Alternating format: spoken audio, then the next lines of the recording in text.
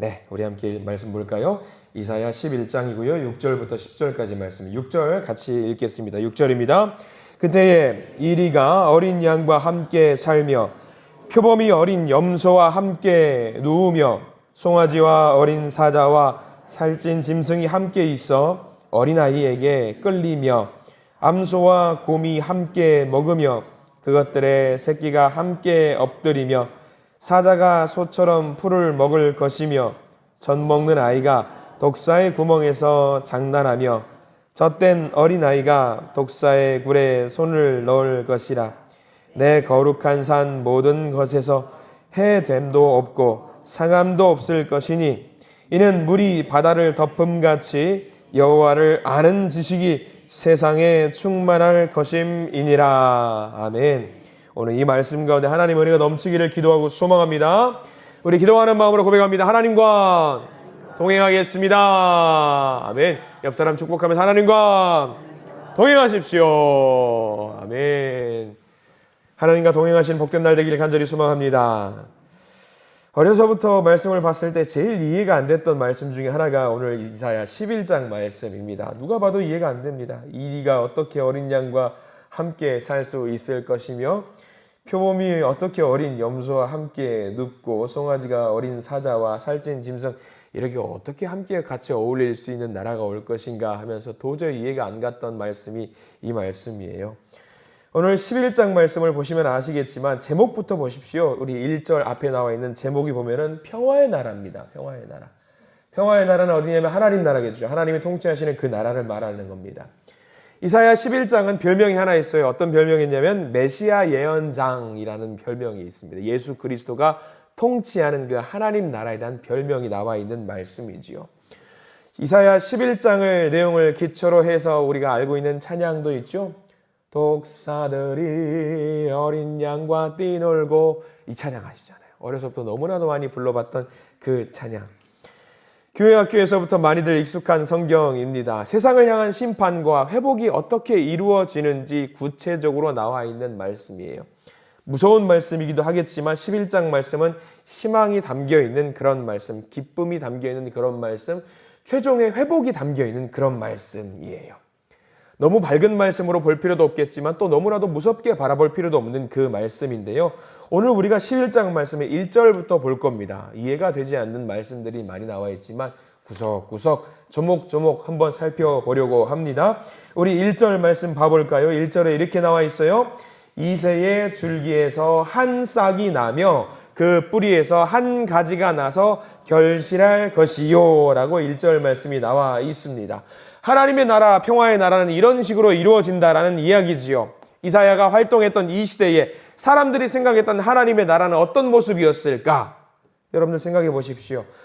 유다 땅을 괴롭히고 있는 적국을 완전히 뒤집어 엎어버리는 것이 이때 당시에 생각하는 사람들의 하나님의 나라의 모습이었어요. 마치 어떤 모습이냐면 예수님께서 공생의 활동을 하던 시절 비슷하지 않아요. 로마가 있어요. 강대국 로마가 있습니다. 이때 당시 사람들은 이스라엘 백성들은 무슨 생각을 했냐면 저 로마를 완전히 체제 전복을 하고 뒤집어 엎어버리는 것이 그들이 생각하는 하나님 나라였어요. 하나님이 생각하는 위대한 사람, 사사와 같은 사람들, 삼손과 같은 사람들이 등장을 해서 이 나라를 엎어버리는 거죠. 로마를 뒤집어 엎어버리는 것이 곧 하나님 나라였습니다. 지금 이사야가 활동하던 시대도 마찬가지예요. 이때 당시에 유다 땅에 있는 많은 사람들 어느 나라를 무찔러야 되냐면 아수르를 무찔러야 돼요. 강력한 적국을 무찔러야 되는 것이 하나님 나라의 기본입니다. 그러면 그 아수르를 무찌르기 위해서 어떤 사람이 등장해야 될 것 같아요? 아주 힘이 있고 강력하고 대단한 사람이 등장을 해야 돼요. 그런 사람이 등장을 해야지 저 아수르를 무찌를 수 있을 거 아니겠습니까? 근데 1절 말씀은요, 그것과는 너무나도 상관이 없는 사람이 등장한다라고 이야기하고 있어요. 1절 잘 보셔요. 이새의 줄기에서 한 싹이 나요. 싹이 나요. 싹이 어때요? 힘이 있어 없어요? 없어요. 그 뿌리에서 한 가지가 나서 결실한다라고 나와 있어요. 이거 굉장한 고정관념이거든요. 쉬운 예를 들어볼게요. 여러분들이 생각하고 있는 예수님의 형상 한 1초 생각을 해보세요. 예수님 하면 여러분들 떠오르는 머리 생각해 보십시오. 아마 성화 그림을 막 떠오르면서 아니면은 뭐 영화의 한 장면 떠오르실 겁니다. 제가 인종차별하는 건 아닌데 한번 오해하지 마시고 편하게 들어보십시오. 여러분들이 생각하는 예수님은 동양인입니까? 서양인입니까? 당연히 서양인이겠죠. 여러분들이 생각하는 예수님은 백인이에요? 흑인이에요? 아니면 동양계 얼굴입니까? 당연히 백인이겠죠. 여러분들이 생각하는. 그러니까 여러분들의 생각하는 예수님은 단발입니까? 장발입니까? 여러분들 이제 막 그림을 그려주시죠? 예수님은 저처럼 직모예요? 아니면 곱슬머리예요? 곱슬머리죠? 이게 다 무너지는 거예요. 여러분들 이거 고정관념이거든요. 예수님 잘생겼어요? 못생겼어요? 왜 그렇게 생각하세요? 우리들의 고정관념이지. 많은 사람들이 예수님 생각하면 그런 생각합니다. 키도 대략 한 185에서 한 190쯤 돼 봐야 되는 그런 모습을 생각하는 그런 생각들을 하고 있어요. 다 그래요. 많은 사람들이 그 고정관념 속에 살고 있어요. 근데 1절 말씀은 그것과 완전히 거리가 멀어요. 생각해 보십시오. 우리들이 생각하는 예수님은 꽃미남이잖아요. 근데 제가 막 우스갯소리예요. 학부 때 신학교 때 공부하면서 예수님의 형상 가장 쉽게 이해할 수 있는 형상이 뭐냐면 되게 뭐 얼굴 거무튀튀하고 머리도 짧고 막 주름 막 져있고 그런 모습이 예수님의 팔레스타인 그때 당시에 표준형의 얼굴이었을 것이라고 생각을 하거든요. 제가 생각하기로는 예수님 완전히 무너져 버렸어요. 아, 예수님 너무 잘생기고 멋져야 되는데 이게 뭐야 막 그랬거든요. 근데 지금 이사야 시대에 살고 있던 사람도 마찬가지였어요. 예수님은 메시아는 이런 사람이었겠다라고 생각을 하는 모습들이 있단 말이야. 잘생기고 멋지고 기골이 장대하고 근육은 얼마나 막 이래야지 아수르를 무찌를 거 아니에요. 근데 이사야가 예언을 하는데 무슨 말씀을 해요? 너희들을 구원하는 메시아는 그런 거 아니다 라고 말하면서 이새의 줄기에서 한 싹이 난다라고부터 한번 볼까요? 자, 여러분들 이새라는 사람이 어떤 사람인지 여러분들 아시겠어요? 굳이 표현을 하면은 강력한 사람이라고 선포를 하려면은 표현을 하면 이새의 줄기가 뭡니까? 다윗의 후손 막 이런 표현이 나와야 돼요. 그렇잖아요. 다윗 와 그렇지 우리를 통치했고 이 고대 근동을 막 주름 잡았던 다윗의 후손이라고 하지 이새의 줄기 이게 무슨 말입니까? 이건 무슨 말이냐면요. 다윗을 깔보는 말이에요. 왜? 이새의 줄기란 이새는요.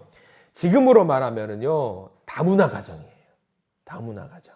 지금도 아직은 많이 좀 개선이 좀 필요하지만은 혈통을 굉장히 중요하게 여기는 우리나라에서 다문화 가정은 곱게 시선이 좀 안 갈 때가 좀 있습니다. 지금 많이 개선이 됐어요. 그게 중요한 거 아니에요. 근데 이스라엘 백성들 우리나라보다 대한민국이라는 나라보다 무엇을 중요하게 여기냐면 혈통을 무엇보다 중요하게 여기는데 이새라는 말은 기본적으로 뭐냐면 다문화라는 말이에요. 올라가서 예수님의 조상 중에 루시라는 여인이 이스라엘 백성들 출신이 아니에요. 어디 출신이냐면 모압 여인이에요. 모압 여인. 그러니까 이새의 뿌리라는 얘기는요. 여기 보세요. 다윗의 아버지가 누구냐면 이새잖아요. 이새의 아버지가 누구냐면 오벳이란 말이죠. 오벳의 아버지 어머니까지 올라가면 보아스하고 룻까지 올라가요. 다문화 가정이에요. 깔보는 거예요. 혈통적으로 메시아가 나올 수 없는 혈통이다라는 깔보는 말이 이새의 줄기라는 말이죠. 힘이 없는 사람이라는 이야기예요. 그리고 좀 더 나아가 볼까요? 그 뿌리에서 한 가지가 나서 결실한다고 나왔어요. 그 뿌리에서 가지가 나와요. 이거 뭘 말하면 그루터기예요. 큰 나무가 있으면 잘라가지고 그 밑에 있는 그것만 나오는데 거기서 조그만 가지가 나온다는 거죠. 그러면 1절 말씀 보십시오. 메시아가 여기서 나온다. 메시아가 힘이 있다는 얘기예요? 없다는 얘기예요? 힘이 없어 보이는 약한 그런 존재라는 것을 지금 1절이 말하고 있는 겁니다. 깔보는 거예요. 얕보는 거예요. 또 하나 좀 살펴볼까요? 여기 잘 보시면 이새의 줄기에서 한 싹이 난다라고 했어요. 싹이라는 단어에다가 동그라미 표시를 해두시는데 이 싹이라는 단어가 히브리어 원어로 여러분들이 알고 있는 단어입니다. 뭐냐면 히브리어 원어로 말하면 네제르라는 말 써요. 네제르 뭐 안 적으셔도 돼요. 그 다음 걸 적어야 돼요. 네제르 하면 여러분 혹시 생각나는 단어가 있을 것 같은데 나사렛. 나사렛이란 말이거든요. 싹이. 여러분들 아시죠? 나사렛에서 어디 뭐 귀한 것이 날 수 있겠는가? 라고 하면서 예수님 메시아를 얕봤던 말 이 싹이라는 단어입니다. 나사렛은 촌동네예요. 왕이 나타나려면 유다, 베들레헴 막 그런 대단한 도시에서 나야지 그럴싸한 사람의 촌동네에서 이 나라를 이끌 수 있는 구원자가 어디 감히 날 수 있겠는가라는 그런 말이에요. 그러니까 지금 1절만 보세요. 평화의 나라, 하나님의 나라는 기골이 장대하고 장발에다 곱슬머리 185 근육질, 그게 아니라는 거죠. 하나님의 나라는 어떤 나라냐면 평화의 나라고 힘이 없고 부족하고 약하고 나약한 사람들이 있는 곳이다 라를 말하고 있는 게 지금 하나님의 나라예요. 우리가 생각하는 것과 완전히 무너지죠. 다르죠. 대조시키고 있는 게 또 있어요. 여기 1절 말씀과 대조하는 말이 10장 33절 보세요. 이제 아수르를 설명하거든요. 세상의 힘을 설명하는 단어가 10장 33절. 천천히 한번 읽어볼게요. 10장 33절 시작. 보라, 주 만군의 여호와께서 혁혁한 위력으로 그 가지를 꺾으시리니 그 장대한 자가 찍힐 것이요 그 높은 자가 낮아질 것이며. 자, 보십시오. 아수르는 뭐라고 설명하고 있냐면 그 장대한 자라고 설명하고 있고요. 그 높은 자라고 설명하고 있어요. 11장 1절과 대조시키는 거예요. 세상의 힘은 이렇게 장대하고 대단하고 힘이 있지. 근데 하나님의 나라는 어떻다? 약하고 보잘것없다. 이상하잖아요. 우리가 생각하는 것과. 근데 여기가 대단한 비유지요. 하나님의 나라는요. 세상적으로 힘이 세고 등치가 있고 근육질의 장대한 모습이라고 할지라도 하나님의 나라는 그루터기에서 나오는 작은 가지, 작은 싹으로도 세상의 힘을 어떻게 할 수 있다? 무너뜨릴 수 있다는 것을 지금 말하고 있는 거예요. 세상에 아무리 강한 존재가 있다라고 생각을 해보세요. 여러분 상상을 해보십시오. 너무 강력해요. 우리의 힘으로 못할 것 같아요. 아무리 봐도 와 멋지다 대단하다 그런 사람인데 하나님 나라, 메시아의 나라에서는 그렇게 장대한 사람도 하나님이 탁 치면은 쓰러질 수 있다는 것이 지금 10장 33절부터 11장까지 이어지는 말씀입니다. 멀리뛰기 세계 챔피언이 있어요. 멀리뛰기 세계 챔피언이요. 올림픽을 나갔는데 멀리뛰기 세계 챔피언이 있어요. 난다 긴다 하는 사람들의 경쟁을 해가지고 팍 뛰어가지고 금메달을 차지했어요. 얼마나 대단해요. 근데 그 모습을 보고 있던 옆에서 조그만 꼬마아이가 갑자기 나타나가지고 저게 뭐야 하면서 그냥 몇 번 펄쩍펄쩍 됐는데 세계 챔피언을 팍 이겨버렸어요. 사람들이 물어, 야, 너 어디서 온 거야? 나는 저기 어디 촌구석에서 그냥 운동화 그냥 실내 찍찍 꽂고 돌아다니는 그런 사람이에요. 근데 세계 챔피언을 이겨버린 거죠. 다들 경악을 금치 못해요. 넌 왜 이렇게 훈련을 받았니? 왜 이렇게 잘하니? 아유, 우리 동네 가면 제가 제일 못해요. 이렇게 이야기하는 거죠. 이런 모습을 생각하면 되는 거예요. 하나님 나라가 그렇다라는 거예요. 하나님 나라는 보잘것없이 약한 꼬마 소년 같은 그런 사람이라고 할지라도 세계 챔피언을 이길 수 있다라는 거지. 그게 메시아의 나라, 평화의 나라라는 거고 그게 1절 말씀이에요. 앞으로 등장할 예수님이 아무리 약해 보이고 나약해 보인다라고 할지라도 봐라 니네들이 대단하다고 생각하는 그런 사람도 이길 수 있는 아수르와 같은 그런 강력한 나라도 이길 수 있는 그런 나라가 어느 나라냐? 하나님의 나라, 평화의 나라다. 그것을 지금 설명하고 있는 거죠. 이게 왜 가능하냐? 2절 말씀에 나와 있어요. 11장 2절 말씀에 그렇게 될 수 있는 이유가 2절 말씀에 나와 있는데 우리 2절 말씀 천천히 함께 읽어볼까요? 시작. 그의 위에 여호와의 영 곧 지혜와 총명의 영이요 모략과 재능의 영이요 지식과 여호와를 경외하는 영이 강림하시니. 전체 다 밑줄 그으십시오. 이 하나님의 나라는 무엇이 있기 때문에 그게 가능하다라는 거예요. 여호와의 영, 우리는 쉽게 설명하죠. 성령이죠. 성령이 있으면 이게 가능하다라는 이야기예요. 성령이 있습니다. 우리가 약해 보인다고 할지라도 저와 여러분들이 새벽 예배 시간에 나와서 말씀을 묵상하잖아요. 우리는 나약하고 힘이 없는 존재라고 늘 하나님께 고백하죠. 근데 우리는 세상 그 어떤 것보다 강력한 힘을 가지고 있어요. 왜? 우리 가운데 무엇이 있기 때문에? 성령이 있기 때문에 그게 가능하다라는 이야기죠. 독사들이 어린 양과 뛰놀고 장난쳐도 물지 않는 이 노래 그대로예요. 이게 우리에게 주어질 수 있는 최종 회복이지요. 오늘 1절 말씀과 2절 말씀 그겁니다. 이사야가 활동하던 시대 사람들이 생각하는 하나님의 나라 고정관념이죠. 유다 땅을 괴롭히고 있는 적국을 무너뜨리는 것, 무찔러 버리는 것, 로마를 향한 체제 전복 그 내용입니다. 우리가 이 말씀들을 참 잘 기억해 보았으면 좋겠어요. 우리가 여호와의 영으로 말미암아 강해질 수 있어요. 우리는 1절 말씀처럼 작은 싹일 수도 있어요.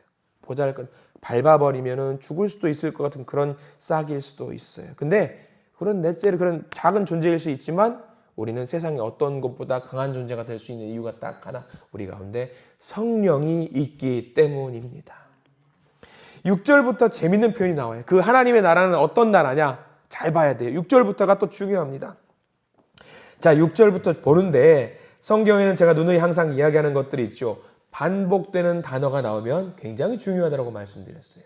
자, 6절 말씀부터 볼 텐데 어떤 단어가 반복해서 나오는지 6절 읽어보겠습니다. 시작. 그때에 이리가 어린 양과 함께 살며 표범이 어린 염소와 함께 누우며 송아지와 어린 사자와 살찐 짐승이 함께 있어 어린 아이에게 끌리며 7절도 이어서 볼게요. 암소와 곰이 함께 먹으며 그것들의 새끼가 함께 엎드리며 사자가 소처럼 풀을 먹을 것이며. 자, 어떤 단어인지 아시겠죠? 함께. 하나님의 나라는 이런 나라예요. 함께. 함께. 심판의 날이지만 구원의 날이에요. 이게 독자 생존하는 게 아닙니다. 함께 하는 거예요. 두세 사람이 모인 곳에 누가 계신다고 했어요? 우리 주님께서 같이 한다라고 하지 않았습니까? 교회가 그거예요. 여러분들 교회가. 교회는요, 독자 생존하는 게 아니에요. 함께 신앙생활하는 거예요. 함께 있는 것이 바로 하나님의 나라고 평화의 나라입니다. 이때 당시 이사야 살던 시절에는요, 각자 도생이에요. 각자의 유익을 위해서 서로 죽고 죽이는 전쟁을 하던 시대인데 이때에 이사야 선지자가 나와서 이야기하는 거죠. 함께 살며 함께 누우며 함께 있는 것이다. 이게 바로 교회고 교회가 곧 하나님의 나라고 하나님이 함께하는 것이죠. 그래서 우리가 히브리서 10장 25절 말씀하시죠. 그날이 올수록 모이기에 힘써라. 힘써라. 교회를 두고 하는 말이에요. 교회가 하나님의 나라고 평화의 나라라는 말씀입니다. 계속해서 함께 이야기하고 있는 거죠. 함께. 얼마나 굉장한지 몰라요. 뭐 혼자 하는 게 아니에요. 같이 하는 거예요.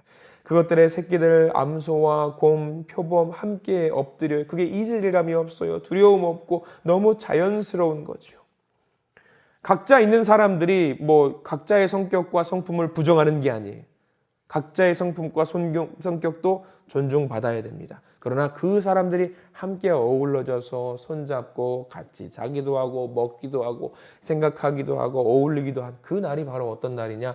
평화의 날이고 구원의 날이라는 것이지요. 그래서 그 날은 어떤 날이냐? 8절과 9절 함께 다시 한번 읽어봅니다. 9절 말씀에 특별히 중요한 게 있어요. 8절과 9절 같이 읽어볼게요.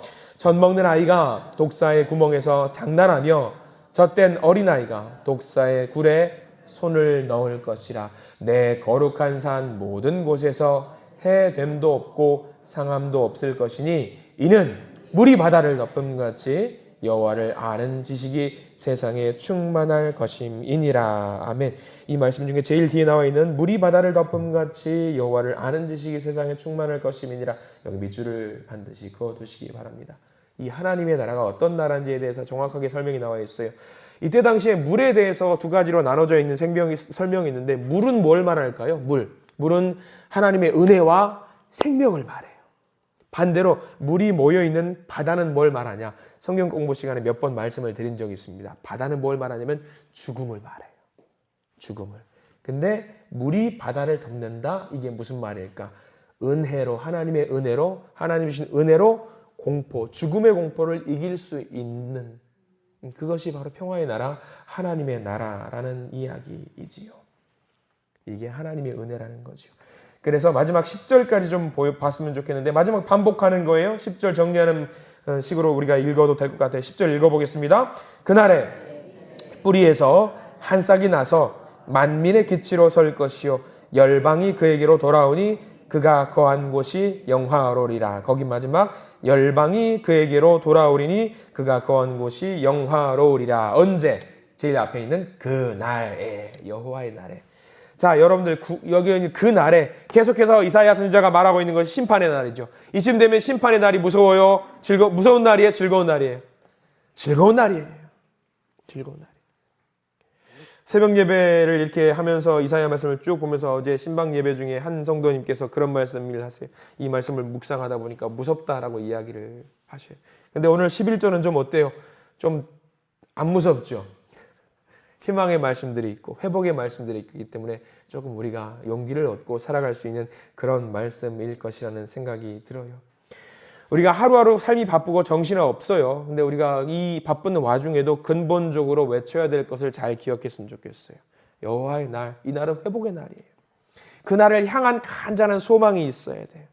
눈앞의 것들의 혈안이 되는 것이 아니라 여호와의 날을 사모하고 그 날을 간절히 원하는 그런 마음으로 살아가는 우리 모두가 되었으면 좋겠어요. 그 날이 복음의 날이고 은혜의 날이고 주님 만나는 날이기 때문입니다. 너무 두려워할 필요 없어요. 왜냐하면 우리는 이미 우리 안에 여호와의 영이 우리 가운데 있기 때문이에요.